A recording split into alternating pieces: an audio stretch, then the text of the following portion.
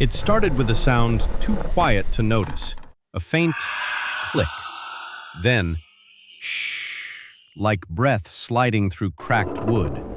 No wind, no open window, just the house, listening. Alan Weaver had restored dozens of homes, old ones, forgotten ones, the kind people swore had character, which usually meant warped beams, rotting floors, and wiring that hadn't been touched since the 1950s. But this one had silence. The kind that pressed against your ears, the kind that made your own breathing sound too loud. He stepped inside, boots creaking softly against the aged wood. Creak, creak.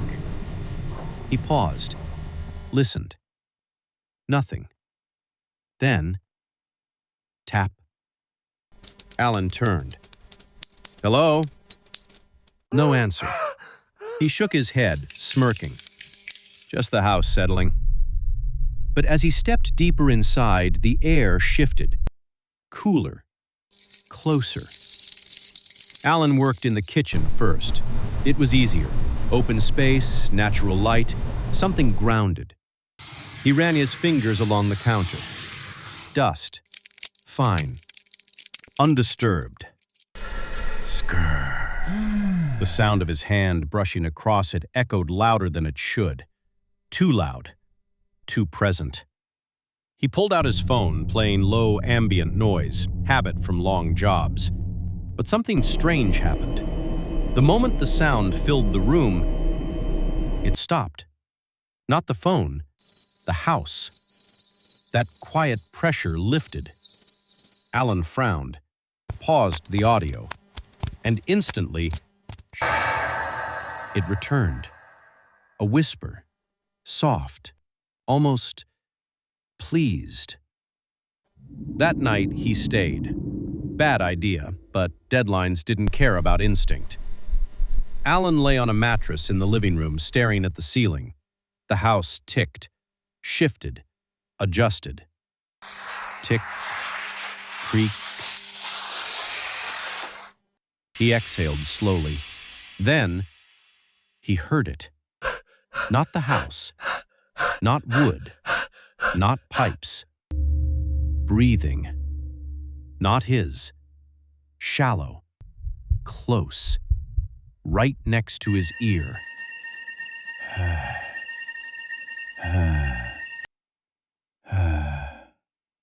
Alan froze. Every muscle locked. Slowly, he turned his head.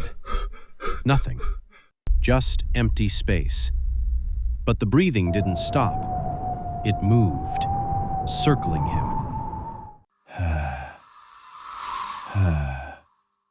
Like something learning him. Morning never came, at least not properly. The light outside stayed dim, gray, frozen in early dawn. Alan checked his phone. No signal. Battery draining faster than it should. All right, not funny. He walked to the front door, grabbed the handle, turned.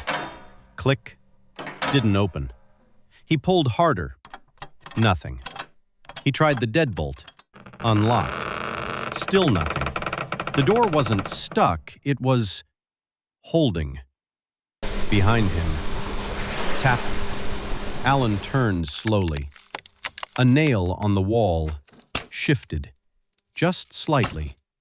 Then tap, tap, tap, like fingers inside the wall. The house didn't scream, it whispered. That was worse. Every step Alan took was answered. Step, creak. Step, creak. But not just beneath him, behind him, ahead of him, matching him, mimicking him. "You're not real," he said quietly. The response came instantly, not in words, in sound. Shh. Closer, right at his neck. He flinched, and something brushed past his ear, soft, like hair, like breath. It spoke that night, barely, fragments, built from sound. Ev-N.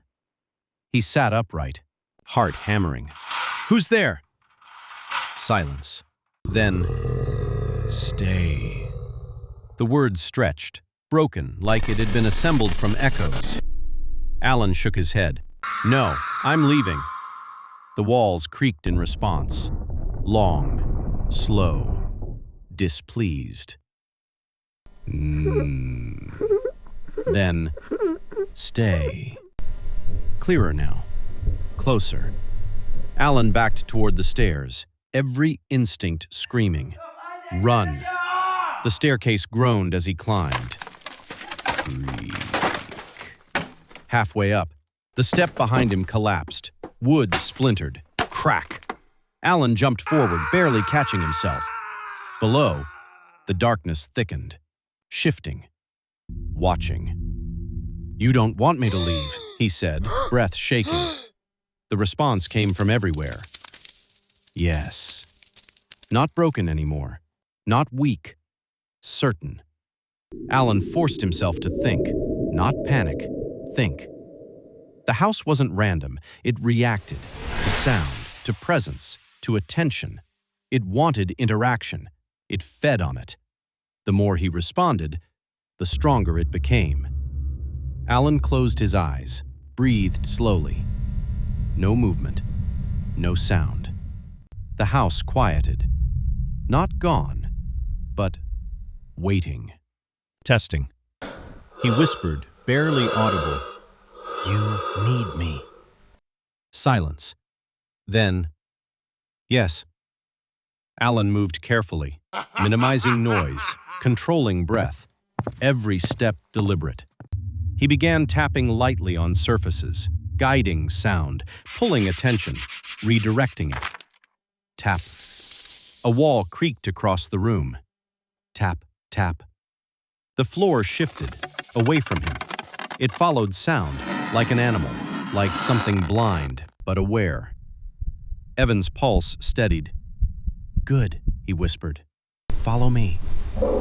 The front door again, still sealed, still waiting. Alan stood in the center of the room. Then, he slammed his boot hard against the floor. Thud. The entire house reacted, violently. Walls creaked, ceiling groaned. The whisper roared.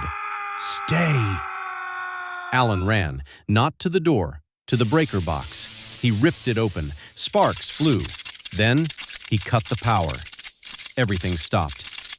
No hum, no breath, no whisper. Just silence. True silence. Alan turned slowly. The door behind him clicked, unlocked.